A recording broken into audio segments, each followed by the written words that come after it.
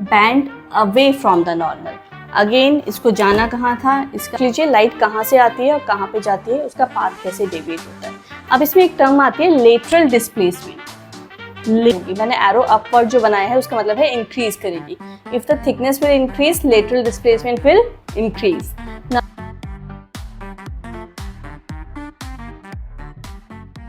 Hello everyone, welcome back to our channel infinity learning world. मैं हूं शिखा और आज हम करने जा रहे हैं अपना क्लास 10th का chapter 4 which is refraction of light. अब रिफ्रैक्शन ऑफ लाइट में हम करने जा रहे हैं refraction through a glass slab. Glass slab क्या होती है? एक रेक्टेंगुलर शेप की आपने देखा होगा, मोटा सा स्लैब होता है, that is known as glass slab. मैं किसी वीडियो में आपको दिखा भी दूंगी कि ग्लास स्लैब एग्जैक्टली कैसा होता है। ठीक है, अभी एज्यूम करके चलते हैं। So we have considered a glass slab. अब देखिए, this is air, this is glass slab. ये कैसा मीडियम हो गया? This is your rarer medium, this is your denser medium and again this is your rarer medium. ठीक है, अब हमने पहले प्रीवियस वीडियोस में क्या देखा था कि when light travels from rarer to denser, ये क्या बना रहे हैं हम? This is normal. ठीक, नॉर्मल के साथ क्या बनाया? ये हमारी लाइट आ रही है, incident ray, it is making an angle I, incident angle with normal. हमेशा याद रखेंगे इंसिडेंट एंगल नॉर्मल के साथ बनता है। कुछ बच्चे क्या करते हैं, इंसिडेंट एंगल को ये वाला ले लेते हैं सरफेस के साथ, विच इज़ रॉन्ग। अगर ऐसा आप करेंगे तो ये गलत हो जाएगा। इंसिडेंट एंगल हमेशा नॉर्मल के साथ बनता है। So this is our incident angle. अब देखिए, अगर सीधा लाइट जाती तो लाइट को कहाँ जाना था? तो लाइट आपकी ये जाती, अगर रिफ्रैक्शन नहीं होता तो। पर when the light is going from rarer medium to denser medium, हमने प्रीवियस वीडियोस में पढ़ चुके हैं, what happens, it will bend towards the normal। ये इसका एक्चुअल पाथ होना चाहिए था, पर जब लाइट रेयर से डेंसर मीडियम में गई तो वो अपने पाथ से डेविएट हो गई। कहाँ को डेविएट हो गई? वो बैंड हो गई किसकी तरफ? नॉर्मल की तरफ। तो this angle is known as angle of refraction. ठीक है, अब फिर से आ जाइए, इस सरफेस पे ये दूसरा सरफेस आ गया, तो यहाँ पे फिर से क्या बनाएंगे हम? फिर से हमने बनाई normal. Now this is denser medium, this is rarer medium. So when light goes from denser to rarer, it bend away from the normal. Again इसको जाना कहाँ था? इसका पाथ होता ये, बट अवे होके क्या हो गया? ये अवे होके हो गया इसका पाथ ये। ठीक है, सो अभी डॉटेड हटा देती हूँ, सिर्फ आपको बताने के लिए मैंने ड्रॉ किया था कि एक्चुअल बात क्या होता है। This is known as angle of emergence. Okay, angle of emergence. This is angle of incidence, angle of refraction and angle of emergence. Light कैसे बैंड हुई आपको समझ में आ गया।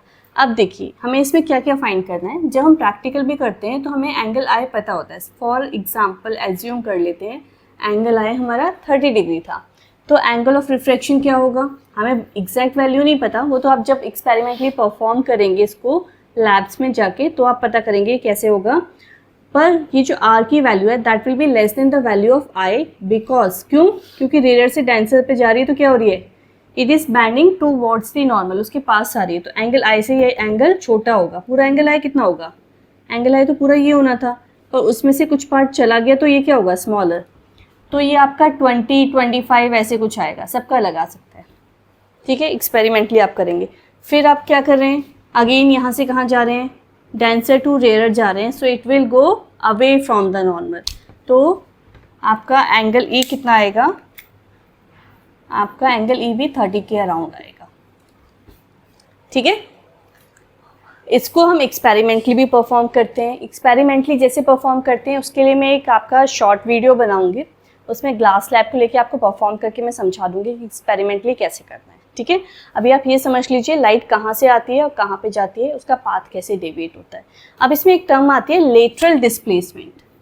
Lateral displacement, this is denoted by the letter X. Small X से इसको denote करते हैं। ये क्या होता है?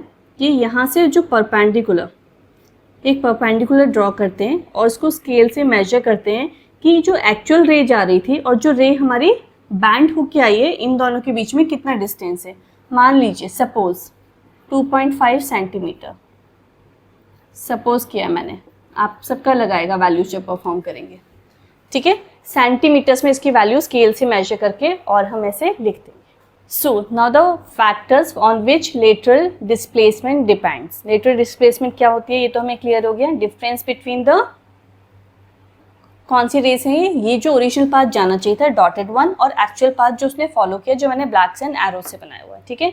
इनके बीच के परपेंडिकुलर डिस्टेंस को हम बोलते हैं लेटरल डिस्प्लेसमेंट। अब ये लेटरल डिस्प्लेसमेंट किन फैक्टर्स पे डिपेंड करती है? Number one is thickness of the slab. ये जो ग्लास स्लैब आप यूज़ कर रहे हैं इसकी थिकनेस कितनी है? जितनी ज़्यादा थिकनेस होगी लेटरल डिस्प्लेसमेंट भी उतनी ज़्यादा होगी। मैंने एरो अपवर्ड जो बनाया है उसका मतलब है इंक्रीज करेगी। If the thickness will increase lateral displacement will increase. Number 2, angle of incidence. More the angle of incidence, more is the lateral displacement. Suppose angle of incidence is 30 degree and 40 degree. दो different cases लेते हैं तो किसके लिए lateral displacement ज़्यादा होगी? When the angle is 40 degree. Yes. Third one is refractive index. Refractive index पे कैसे depend करती है? Refractive index जिस भी किसका मटेरियल का ज़्यादा होगा उसकी lateral displacement ज़्यादा होगी। अब हम अगर वेवलेंथ और कलर्स के टर्म्स में बात करें तो refractive index is inversely proportional to wavelength. ये हमने प्रीवियस वीडियोस में किया है अच्छे से कि आपका जो रिफ्रैक्टिव इंडेक्स होता है वो वेवलेंथ के इन्वर्सली प्रोपोर्शनल होता है। इसलिए सबसे ज़्यादा वेवलेंथ किसकी होती है? विबग्योर पढ़ा है आपने इंक्रीजिंग वेवलेंथ में। सबसे ज़्यादा वेवलेंथ किसकी होती है? चलिए ये भी बता देती हूँ, बहुत से बच्चे भूल गए होंगे। आपने पढ़ा है विबग्योर, विबग्योर पढ़ा है आपने, ठीक है। ये किस में होता है? इंक्रीजिंग ऑर्डर ऑफ वेवलेंथ में होता है। तो यहाँ पे सबसे ज़्यादा वेवलेंथ किसकी होती है? रेड की। और सबसे कम किसकी होती है? वॉयलेट की होती है। अब उन्होंने कहा refractive index is inversely proportional to wavelength, तो सबसे ज़्यादा वेवलेंथ किसकी है? रेड की। तो रिफ्रैक्टिव इंडेक्स क्या हो गया उसके लिए? कम। इसलिए लेटरल डिस्प्लेसमेंट किसकी ज़्यादा होगी? देखो ये दोनों तो डायरेक्टली प्रोपोर्शनल है। क्या? रिफ्रैक्टिव इंडेक्स बढ़ेगा तो लेटरल डिस्प्लेसमेंट बढ़ेगी। लेकिन अगर वेवलेंथ बढ़ेगी तो रिफ्रैक्टिव इंडेक्स क्या होगा? कम। रेसिप्रोकल हो गया, तो ये भी रेसिप्रोकल हो गया, यानी कि जिसकी वेवलेंथ ज़्यादा उसका लेटरल डिस्प्लेसमेंट कम। अब वेवलेंथ किसकी ज़्यादा है? रेड का, इसलिए lateral displacement of red is less than the lateral displacement of violet. ये रीज़न हुआ इसका, ठीक है। क्यों बोल देती हूँ? So thank you so much. Please like and subscribe my channel for more such videos. Next video में हम प्रिज्म के बारे में पढ़ेंगे, completely details में study करेंगे. Thank you so much.